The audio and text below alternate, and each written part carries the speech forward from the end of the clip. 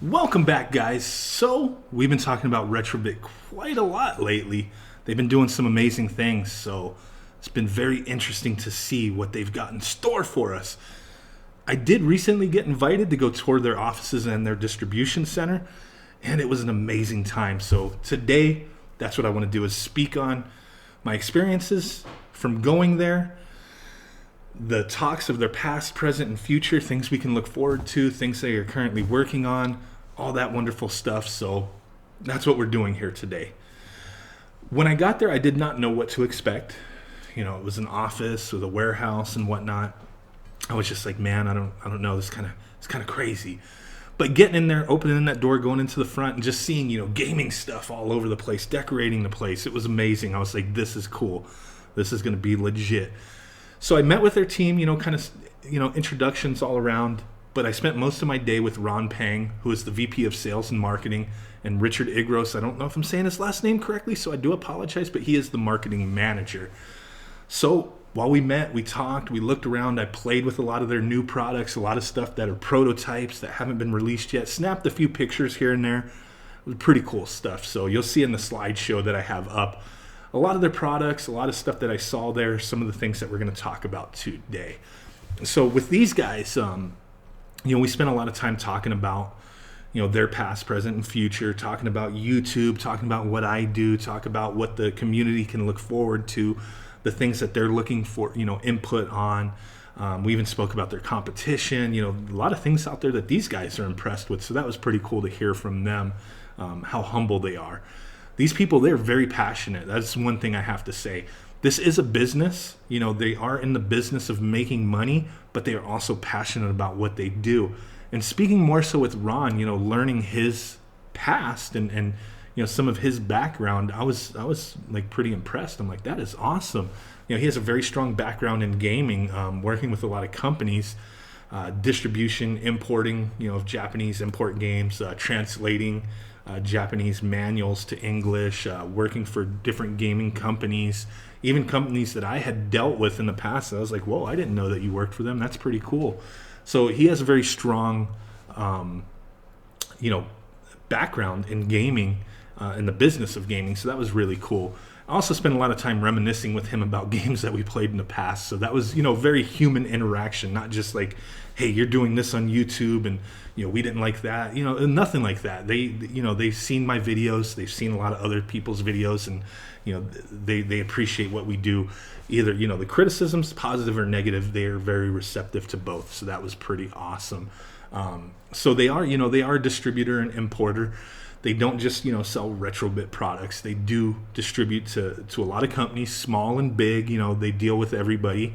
Pretty sweet stuff. They also import and source a lot of things, and it's pretty awesome. They work with a lot of other brands, a lot of stuff with, they import plushies. You see, I probably have up here somewhere the God of War plushies, the little stubbins or whatever they're called, that aren't out yet, but those are pretty cool. I was like, oh, cool, you guys distribute those? That's awesome. They work with a lot of companies. They have very strong partnerships with a lot of companies, besides just doing the Retrobit stuff. So that was really cool to see as well.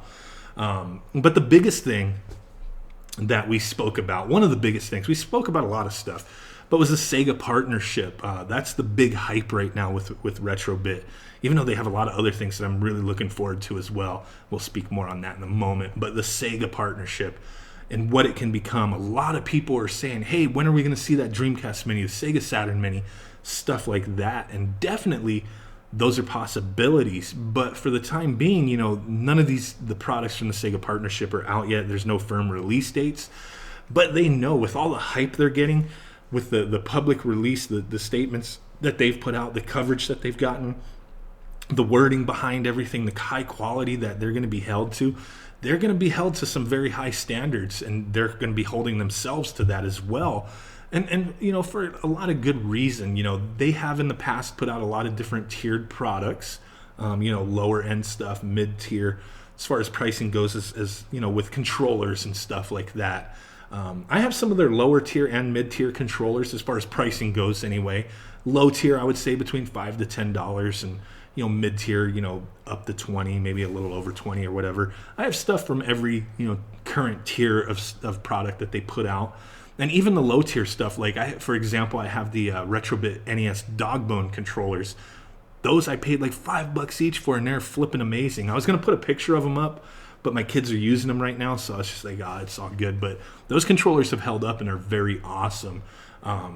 So with that and this partnership with Sega, they want to put out a very high quality product, and saying that these are going to be OEM based, like really sticking to the quality you would expect from an original Sega controller, is flipping amazing. So they know if they don't deliver, they're going to be scrutinized, and people like me and other YouTubers and journalists are going to we're going to say it. If that controller comes in, I get that controller and it's garbage, I'm going to let you guys know.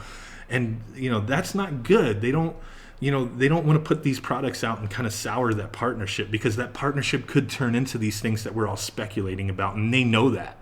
It could turn into plug and plays. It could turn into reissues of cartridges and disc-based games for these systems. Anything's possible. But working with a company like Sega or Capcom, those companies, they want money. Working with their past intellectual properties and stuff like that, reissuing things, using their images, their games, their style of controllers, their name on them. It comes down to money. They want a quality product out there, obviously, but they want to know that you can distribute so much, and that you're going to sell so much, and you're going to make so much, and they're going to get licensing for so much. If they could only make 100 of these controllers and only know that 100 people are going to buy them, Sega would be like, no, we're not working with you. We're not doing that. So it's the same thing with these cartridges and stuff that they're doing.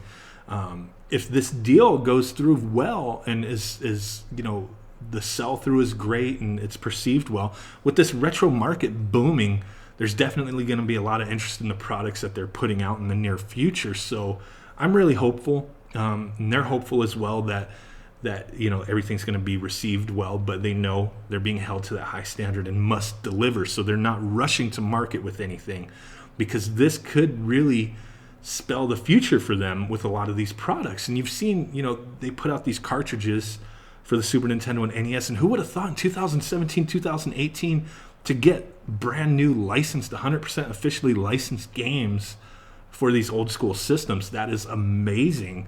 And there's a lot of repros and stuff out there that legal gray area, or illegal, just to spell it out, bam, it's not legal. To put out a legal 100% official licensed product is amazing.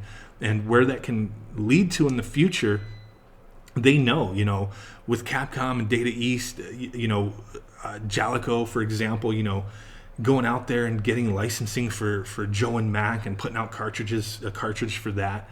These companies want to know, like, hey, you're going to distribute so much, we're going to get licensing on so much. So it just builds up to where they can do more products, like the Holy Diver box set and the R-Type Returns box set, which is going to be flipping amazing. You can pre-order those at Castlemania Games, the first 1,000. I might as well give them a shout out now. The first 1,000 of those carts are going to be special limited editions, numbered 1 through 1,000 with a limited cart, color, which is going to be pretty cool. So if you're interested in those, go to castlemaniagames.com. Last I heard, those things are flying, so if you want to jump on one, now's the time if you want to go pre-order. So peep them out. So they do know, with the performance of these things and being able to continually do something cooler and cooler each time, that it could lead into some awesome stuff, like with Capcom and Sega, for example. Capcom put out some amazing stuff in Japan on the Genesis that never came out over here, and they know that people would be interested in that. Now, if these things perform well and they know, okay, well, these carts did this well, then these next carts that we do, that we propose anyway to these companies, we've got more solid numbers, we got better numbers, we can get, crazier games, we can get crazier licensing, and they know that. That's where these things could lead, getting different, games being re-released, systems, plug and plays. I mean, could you imagine a Sega Genesis HD clone that is officially licensed by Sega, not some at-games garbage, something that really works and works great? That would be pretty sweet. So definitely there's a lot of things to look forward to in the future. Some of the products that they're putting out, like the Go Retro Portable, I did get to play with that as well. That was a pretty cool little system. Not necessarily a hardcore, item that a lot of people that, are collectors of games and systems would be interested in, but it's more of a product that's geared towards casuals and stuff like that, little quick gifts. You know, it's going to be priced very reasonably. I think it's like $35, stuff like that. But that also helps to, you know, provide those licensing numbers to be able to put out newer, awesomer, cooler stuff. You know what I'm saying? So definitely a lot of cool things to look forward to. And talking about their carts, and a lot of people had brought up in the past, you know, the translations from Aeon Genesis and the special mapper for Holy Diver. These guys being very passionate about what they do and wanting to partner with people, they are constantly communicating with these guys, with, you know, the community, with people who have worked on these things and getting their okay and, you know, saying, hey, we got this game licensed, we want to put this out. Is it cool to use your translation? You know, we'll pay you. We'll give you credit where credit's due, all that kind of stuff. And, you know, these guys are all like, whoa, like, that's awesome. It's not even so much about the money. It's more about, you know, the credit being given and having those projects being put to use and being exposed to more people. So these guys have all been for it, which is pretty awesome. So definitely can't wait to see, you know, what else is going to be coming out. You know, we talked about the Super Retro Boy, which I have up here. You know, with Nintendo, the one thing with that a lot of people were curious about, and they did, you know, kind of talk about it, is it was shown at CES last year, and then kind of, you know, people really didn't hear much about it. It's still something in the works, but from what I understand, Nintendo redid their trademark for the Game Boy, so Retrobit just wants to make sure before they get anything firm with it, or if they have to do any kind of redesigns, that they're not stepping on any toes with that. They want to put out a product that there's no legal issues with, but they did tell me it's still in the works, so it is something to look forward to. So can't wait for that. So I appreciate you guys stopping in, peeping this out. Just wanted to kind of speak on my experience there. Had a lot of fun checking out these prototype bar tops and stuff that they did for their displays at CES. Was pretty cool. So smash that like button if you could. Subscribe if you have not done so already. And with that said, guys, I will catch y'all next time. Boom! Peace out. Bye-bye.